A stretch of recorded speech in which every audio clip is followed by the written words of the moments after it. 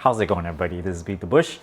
I regret to inform everyone that I did not get the job at the Amazon warehouse. This video is brought to you by Webull. By now, if you haven't gotten a Webull account yet, you probably won't ever get one. But this is a way to support this channel. So if you don't have one, all you have to do is deposit just $5 and you can get 2 free shares of stock valued at up to $2,000. Check out my referral link down in the video description below. Now, I'm not trying to jerk you guys around over here. I really did apply for this job. I really did intend to stay for one entire month, but something came up. I did not refuse the job. They never offered it to me. It was just a lucky coincidence, and then I was able to go somewhere else. I can remotely work anywhere in the world, so that's why you see this entire new living room area. I am not in the same place.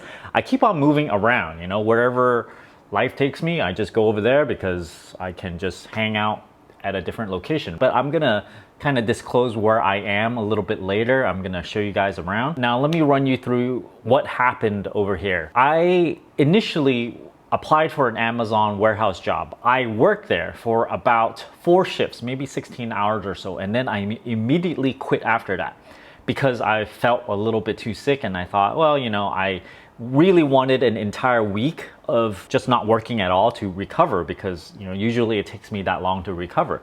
So I didn't think they would allow me to take sick leave for that long, or I didn't even try. I just said, oh, you know what, I had enough. I'll just, you know, quit the job and, you know, that'll be it. So a year later or so, now I decided, hey, I didn't get enough of it. I really want to try it again to really get a good feel of what the job is like. Plus, you know, I can do a little bit of exercise. So I applied to it again because they were giving away like $1,000 bonus, and they divide it into different ways. In the beginning, I heard they're gonna give it to you 50% of the bonus the first month, 25% the second month, and 25% after that. The last time I heard of it, it was something like 25% every single month until it's all paid out. Now, they didn't really tell me why I didn't get hired. Initially, I got a tentative offer, but I did not get the finalized offer. Now, because they didn't really tell me what the reason is for not hiring me, they often do this, they don't have to tell me, so I can only guess what the reason was.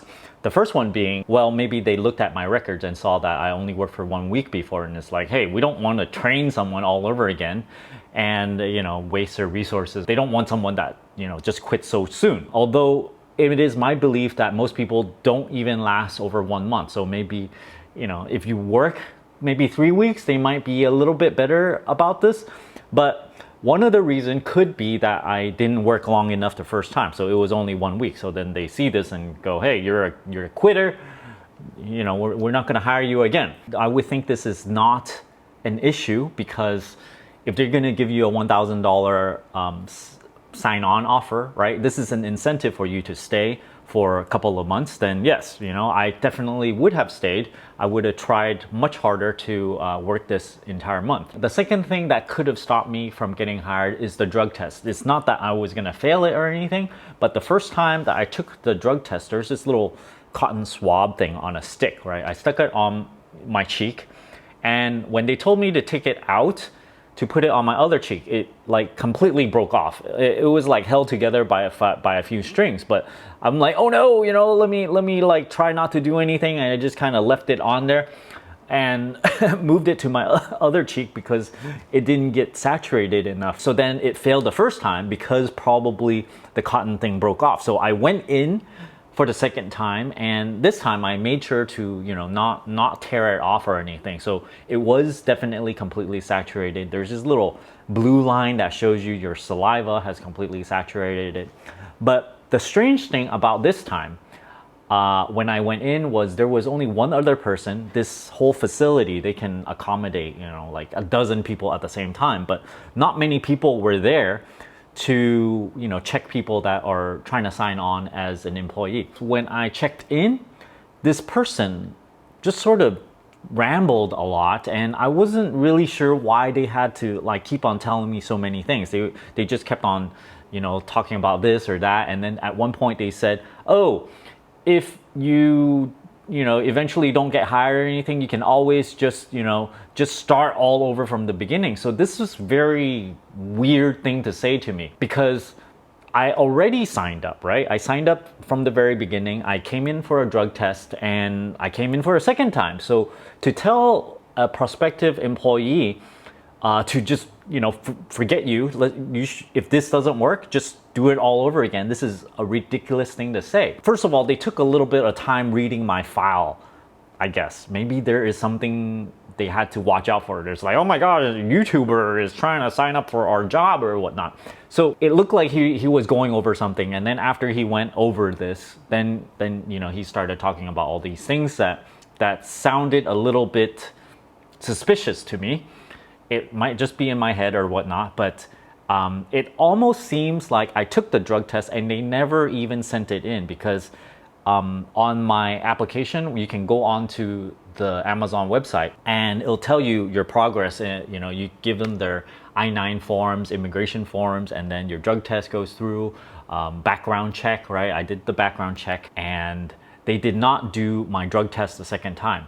At least that's what it appears to be, because the error from the very first drug test did not get cleared out. So it meant that they did not submit even the second drug test. Maybe, this might all be just me overthinking things. The third reason could be that someone ratted me out because I announced that I was going to get a job there, and I got one or two comments, one kind of jokingly and another not so jokingly, that they're going to report me to Amazon or whatnot. So this could be a reason. Am I mad at this? No, it's probably fully my fault, because when I made that video announcing it, I just thought I might just push the envelope a little bit, because it's kind of fun to bring everybody along and just go, hey, this is what I'm doing.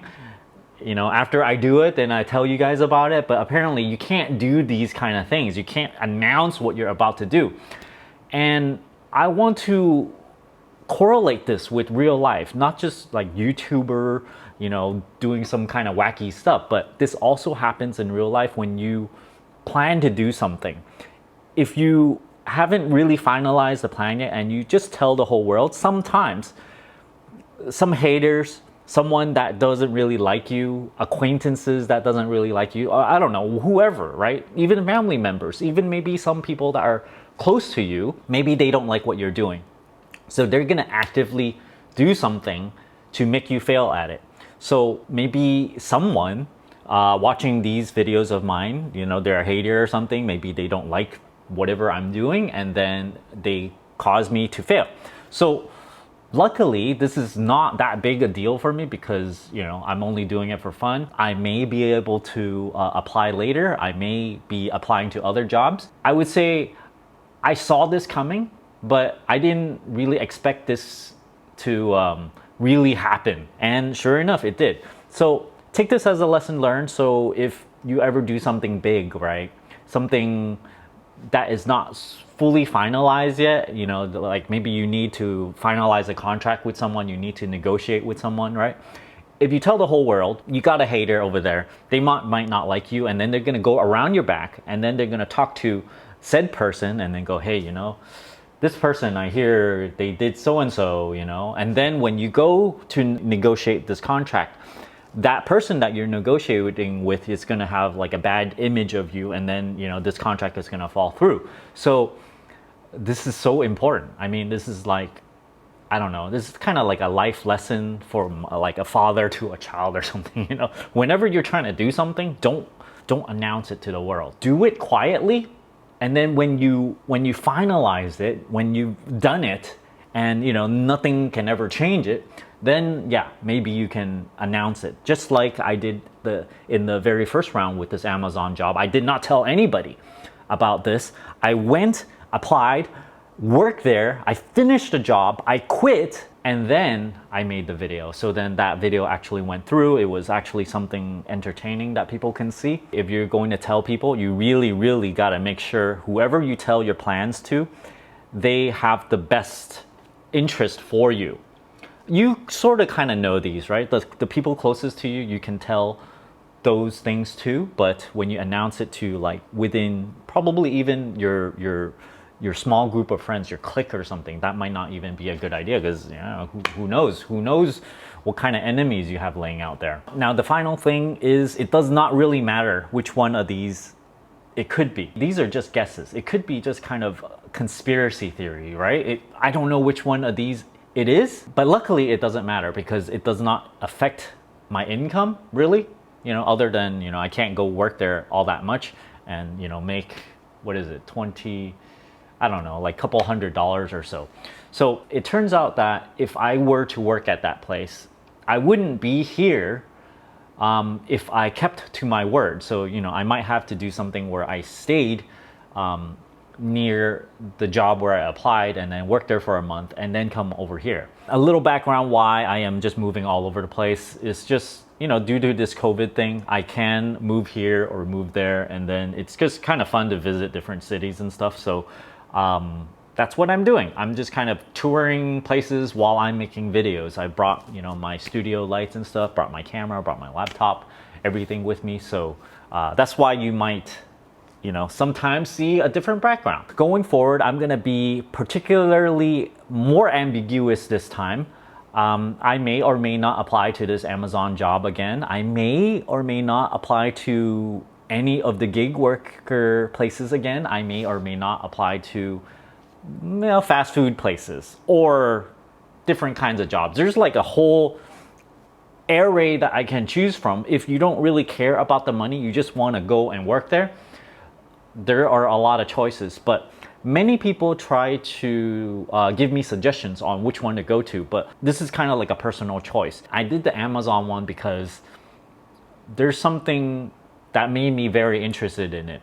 If you just tell me, hey, I did the Uber one, people told me to do the Lyft also. I didn't really want to do the Lyft because Uber and Lyft, they're kind of similar, so then I didn't have much enthusiasm to do Lyft because it's largely similar. Thanks for watching, everybody. I hope you guys enjoyed this update, and I apologize for not going through with this and telling you all about all of it. But frankly, I think the experience will likely be very similar. I'm gonna stack boxes on pallets. I'm gonna do it for an entire month. Maybe I'll get a little bit more money out of it, and that will be it. Thanks for watching this video. Don't forget to give me a like and subscribe for more. Thanks for watching.